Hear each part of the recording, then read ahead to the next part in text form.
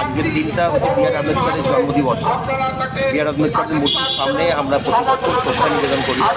ভারতের সংবিধানের অন্যতম প্রধান নেতা বি আর আম্বেদকরের 136তম জন্মদিবসে নদিয়ার 86 শান্তিপুর বিধানসভার বামফ্রন্ট মনোনীত আইএসএফ সমর্থিত সিপিআইএম প্রার্থী সৌমেন মাহাতো শান্তিপুর থানার মোড়ে মূর্তিতে মাল্যদান করে আজ প্রচার শুরু করেন পার্শ্ববর্তী 5 থেকে 14 এবং 15 নম্বর ওয়ার্ডে।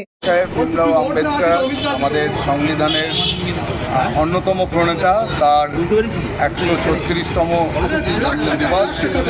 আমরা প্রত্যেক বছরই বাবা সাহেব আম্বেদকরের এই জন্মদিবসে 14 এপ্রিল এখানে বাবা সাহেবের শ্রদ্ধা নিবেদন এবং সভা এবং সংবিধান রক্ষার যে শপথ আমরা এখানে নিই।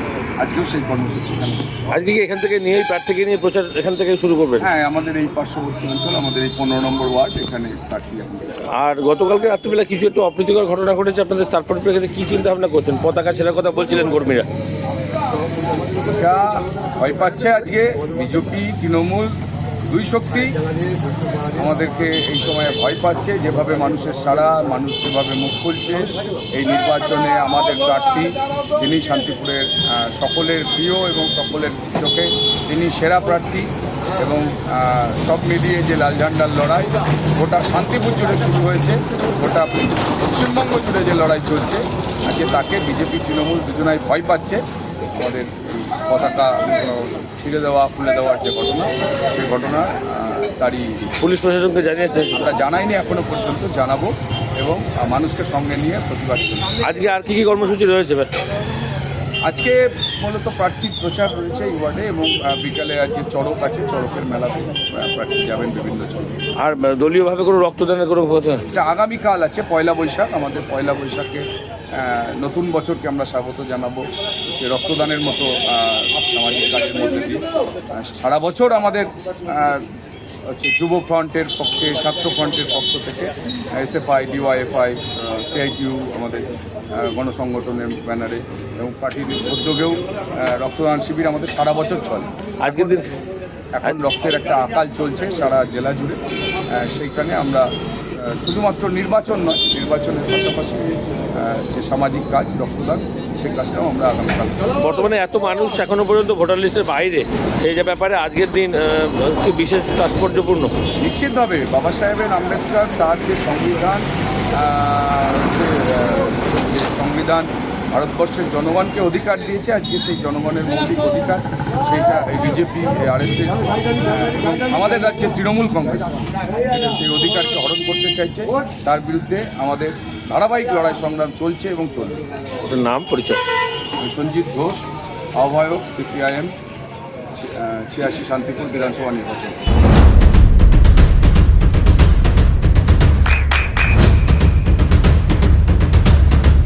বৃষ্টিতে স্বস্তি।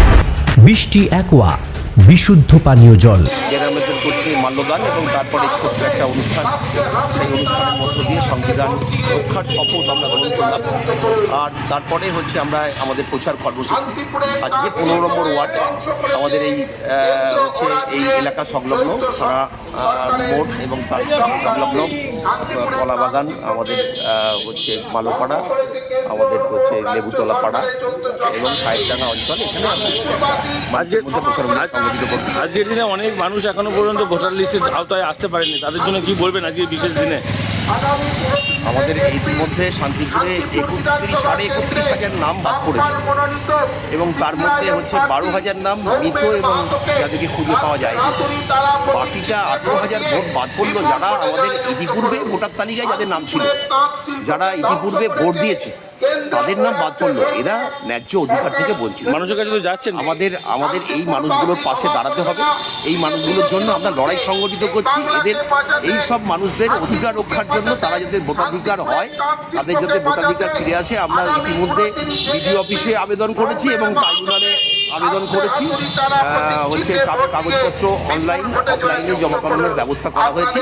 আমরা মানুষের পাশে আছি, শেষ পর্যন্ত আমরা লড়াই। মানুষের কাছে তো প্রচারে যাচ্ছেন, কি ধরনের সমস্যা বেশিরভাগ তুলে মানে সব মানুষ বলছেন, কি ধরনের সমস্যার কথা? জীবন জীবিকার সমস্যাটা প্রধান। আজকে দুটো সরকার তো হচ্ছে যে প্রতিশ্রুতি দিয়েছিল, প্রতিশ্রুতি রক্ষা করেনি। বলেছিল বছরে 2 কোটি বেকারের চাকরি দেবো, মোদী সরকার বলেছিল। আজকে বেকারের সমস্যা ভয়াবহ আকার ধারণ করেছে। রাজ্য সরকার বলেছিল 2 লক্ষ বেকারের চাকরি দেবো, কোথায় চাকরি? আর গোটা শান্তিপুরে দাঁড়িয়ে তাঁত শিল্পটা চোখের সামনে তুলে দিল। কেন্দ্র সরকার, রাজ্য সরকার শিল্পটাকে রক্ষা করার জন্য কোনো ভূমিকা নেই, এখানকার বিধায়ক সাংসদদের কোনো ভূমিকা নেই। আজকে নির্বাচনের সময় মানুষদের উত্তর দিতে হবে, প্রশ্নের উত্তর দিতে হবে। তাঁত শিল্প ধ্বংসের জন্য দায়ী তৃণমূল, দায়ী বিজেপি, এদেরকে উত্তর দিতে হবে। আজকে তাঁত শিল্পের রক্ষা করবার জন্য তারা কি করেছে উত্তর দিতে হবে তৃণমূলকে। মানুষ এই উত্তর চাইছে এবং এই নির্বাচনে মানুষের সমর্থন পাচ্ছি।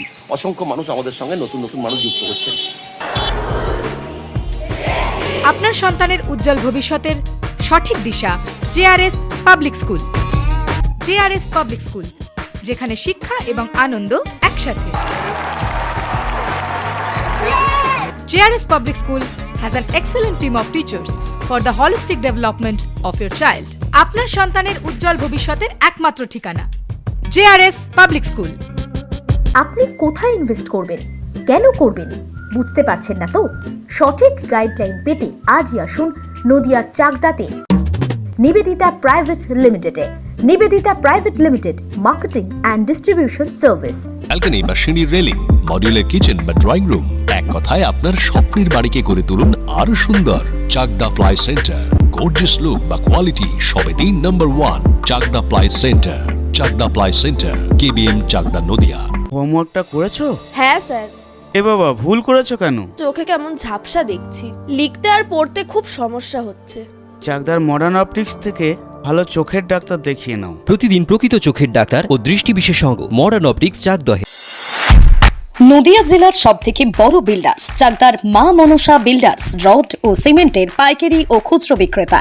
মা মনসা বিল্ডার্স, পদ্মবিলা, চাকদা, নদিয়া। রুম রে মাত্র 1500 টাকা থেকে স্টার, খাওয়া দাওয়া রিজনেবল প্রাইস। নদিয়ার একমাত্র 3 স্টার ক্যাটাগরি হোটেল এনবি সোনার বাংলা হোটেল, কল্যাণী এইমসের ঠিক উল্টো দিকে, কল্যাণী, নদিয়া। নদিয়ার একমাত্র অথরাইজড ডিস্ট্রিবিউটর ঘোষ কমিউনিকেশন, থানার মোড়, চাকদা, নদিয়া।